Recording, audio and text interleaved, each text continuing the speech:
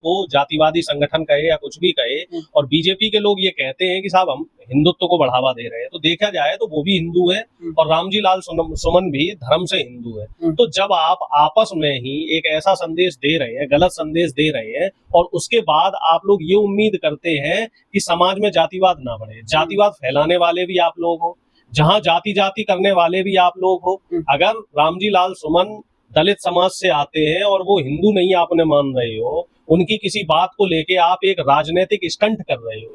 नमस्कार, बहुत बहुत स्वागत है आप सभी का। अभी अभी की सबसे बड़ी जो घटना कहते हैं, उत्तर प्रदेश के अंदर फिर से एक बार खलबली मच गई है। वही करनी सेना जो बीते कुछ समय से रामजी लाल सुमन के पीछे पड़ी हुई थी और अब टायरों से और रास्ता रोक करके टायर फेंके गए, उसके बाद दुर्घटना हो जाती है और रामजी लाल सुमन की गाड़ी टकरा जाती है, कई गाड़ियां टकरा जाती हैं।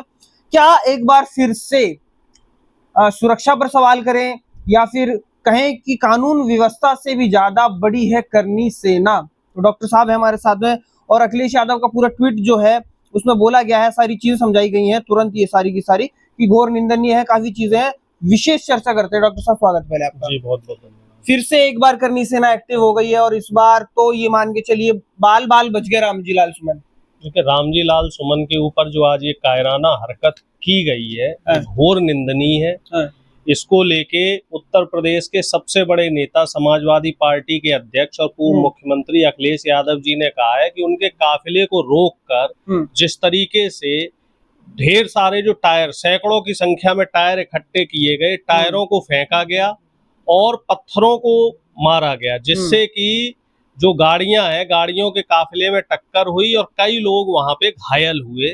और एक ये सोची समझी साजिश थी। करनी सेना जैसे उपद्रवी, मैं कहूंगा आतंकी उपद्रवी सोच के जो लोग हैं, इन लोगों ने जो ये हरकत आज करी है वाकई बहुत ही कायराना है और बहुत ही निंदनीय है।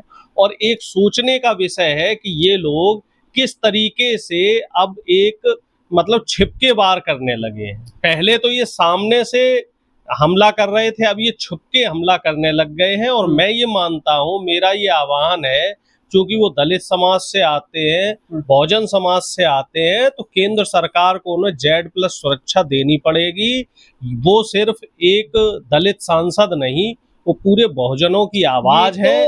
और अगर करनी सेना ने दोबारा इस तरह की कोई हरकत करी तो ये अपने आप में एक आतंकी हमला माना जाएगा, क्योंकि इस तरह की जो घटना हुई है घोर निंदनीय है। ऐसी घटनाएं समाज में एक नकारात्मक असर छोड़ती है। देखिए, करनी सेना अपने आप को जातिवादी संगठन कहे या कुछ भी कहे, और बीजेपी के लोग ये कहते हैं कि साहब हम हिंदुत्व को बढ़ावा दे रहे हैं, तो देखा जाए तो वो भी हिंदू है और रामजी लाल सुमन भी धर्म से हिंदू है। तो जब आप आपस में ही एक ऐसा संदेश दे रहे हैं, गलत संदेश दे रहे हैं, और उसके बाद आप लोग ये उम्मीद करते हैं कि समाज में जातिवाद ना बढ़े, जातिवाद फैलाने वाले भी आप लोग हो, जहां जाति जाति करने वाले भी आप लोग हो।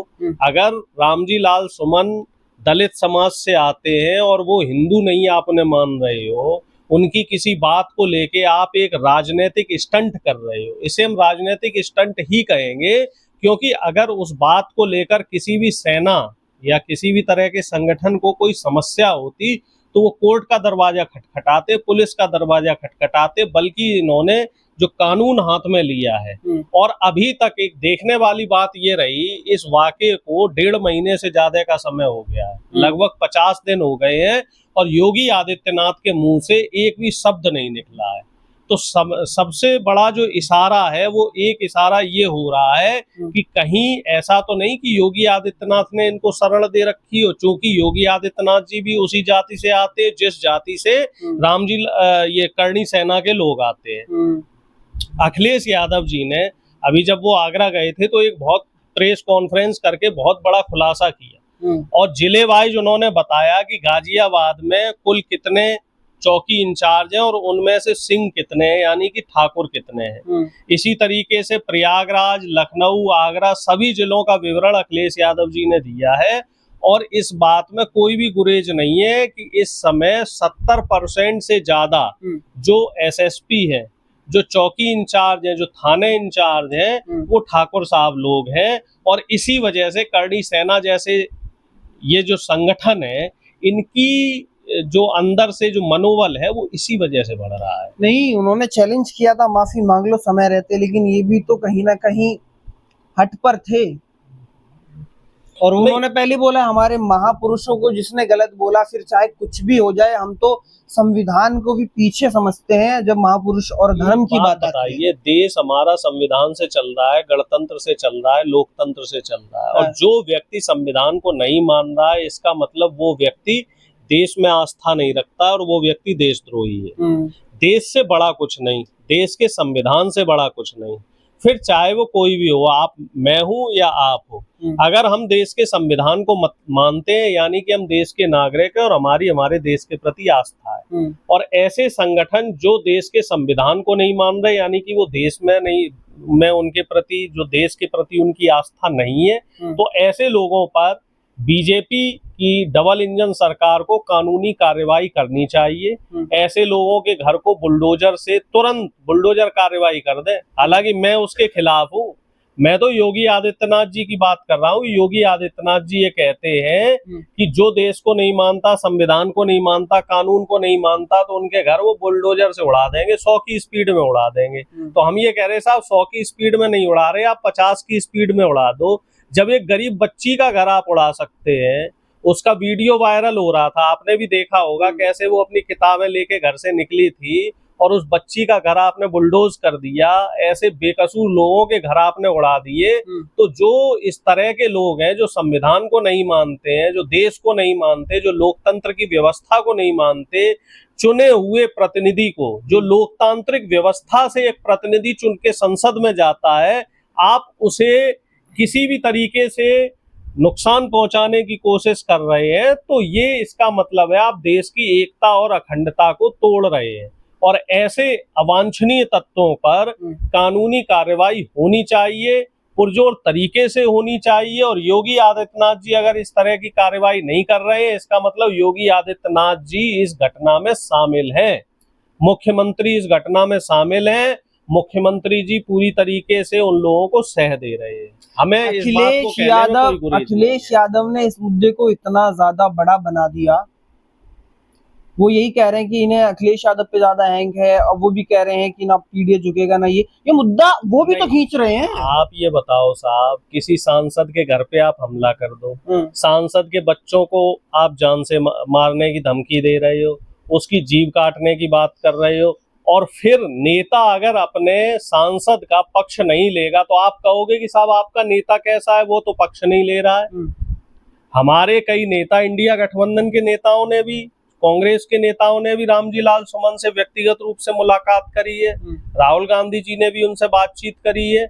और हम लोगों का सीधा सा मानना है कि अगर कोई दलित सांसद है, कोई पिछड़ा सांसद है, तो उसके साथ बीजेपी के लोग इस तरह का दोयम दर्जे का व्यवहार क्यों करते हैं। आपने देखा होगा, बात थोड़ी सी पुरानी है, पिछली संसद में जब कुंवर दानिश वहां सांसद हुआ करते थे, तो रमेश बदूड़े ने उनके खिलाफ किस तरह के शब्दों का इस्तेमाल किया, और सरकार की सह रही, लोकसभा के जो स्पीकर थे उन्होंने कोई कार्रवाई नहीं करी। अब यहाँ भी देखिए कि 1.5 महीने से ज्यादा का समय हो गया है और कोई कानूनी कार्रवाई नहीं हो रही। और अगर नेता विपक्ष, मान लीजिए विपक्षी दल का कोई नेता अगर अपने सांसद का पक्ष ले रहा है, तो आप उसे राजनीति क्यों कह रहे हो। आप मुख्यमंत्री होकर, आप सत्ता में होकर कानून व्यवस्था को बहाल करने में अगर नाकाम है, अगर कानून व्यवस्था आपसे नहीं संभल रही है, तो आप इस्तीफा दे दीजिए। क्या कार्रवाई है उधर? तो बोला जा रहा था कि ये कर देंगे, वो कर देंगे, पीड़े इकट्ठा हो जाएगा, जेल में डालो। जितने ये करनी सेना वाले उपद्रवी लोग हैं, आप सबके आधार कार्ड चेक कर लो, सब बीजेपी के एजेंट मिलेंगे आपको, सब पोलिंग और बूथिंग एजेंट और बीजेपी के कार्यकर्ता मिलेंगे आपको। इनको सबको जेल में डालो।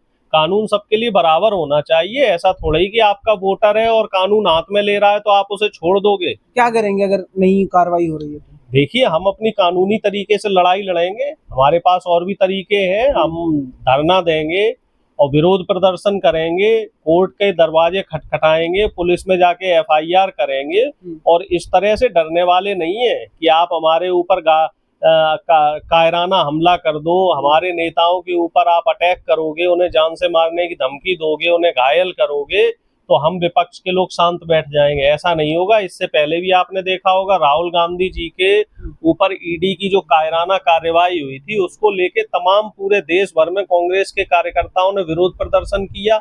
और आज की ही खबर है कि जो हाई कोर्ट है, दिल्ली हाई कोर्ट, उसने मना कर दिया। उसने साफ साफ ईडी से ये कहा है कि पहले पर्याप्त सबूत लाओ, उसके बाद इनके ऊपर कानूनी कार्यवाही होगी। इसी तरीके से रामजी लाल सुमन ने अगर कुछ गलत कहा है तो कानूनी कार्यवाही करो ना। आप कानून से बढ़ के कैसे हो गए? और कानून से बढ़ के इस देश में कोई भी नहीं है, संविधान से बढ़ के इस देश में कोई भी नहीं है। सबसे पहले देश, देश का लोकतंत्र, देश का संविधान, फिर उसके बाद और कोई।